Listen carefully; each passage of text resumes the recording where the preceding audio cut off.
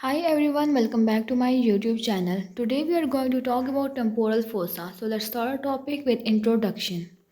Temporal fossa is a shallow depression located on the lateral side of the skull.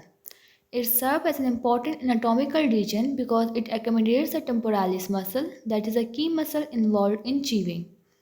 This fossa is formed by several cranial bones and is bounded by distinct anatomical landmarks. Understanding its structure and content is essential in anatomy, dentistry, and clinical medicine. Location of temporal fossa.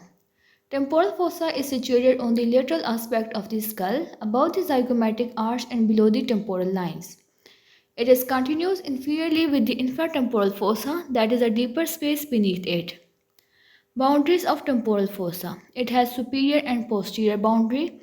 It has anterior boundary, inferior boundary, medial boundary or floor, and it has lateral boundary or roof. Now let's talk about these boundaries one by one.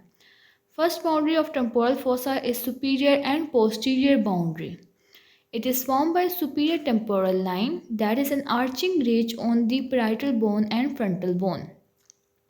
Second boundary is anterior boundary. It is formed by frontal process of zygomatic bone and zygomatic process of frontal bone.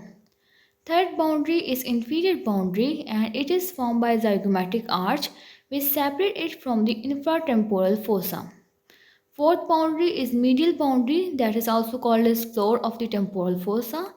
It is composed of parts of frontal bone, parietal bone, temporal bone and sphenoid bone. Next boundary is lateral boundary, that is also called as roof. It is covered by temporal fascia, that is a strong fibrous sheet attached superiorly to superior temporal line and inferiorly to the zygomatic arch. Contents of temporal fossa.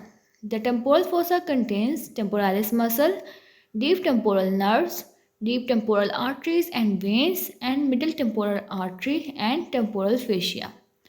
Temporalis muscle is a broad fan-shaped muscle that is responsible for elevating and retracting the mandible.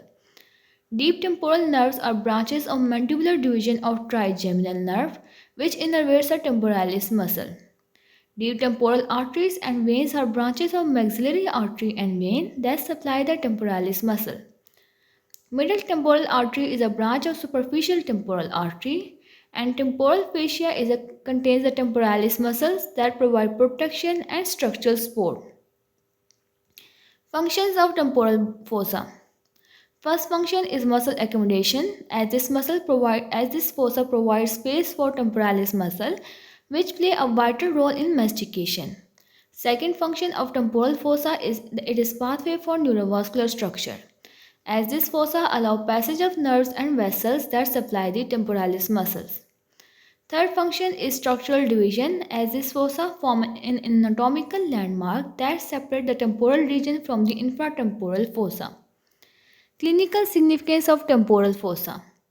If there are fractures or infection in this area, they can affect chewing and they may spread to deeper cranial spaces, and that's why this area is clinically significant. Conclusion of this lecture video.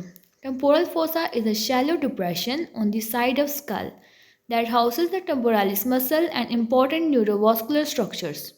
It is bounded by temporal lines, zygomatic arch and cranial bones and play a central role in mastication and clinical anatomy.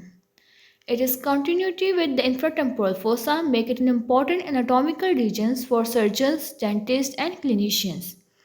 And this was all about temporal fossa. Hopefully you liked the video. If you do, don't forget to like, share, subscribe and comment. Thank you for watching.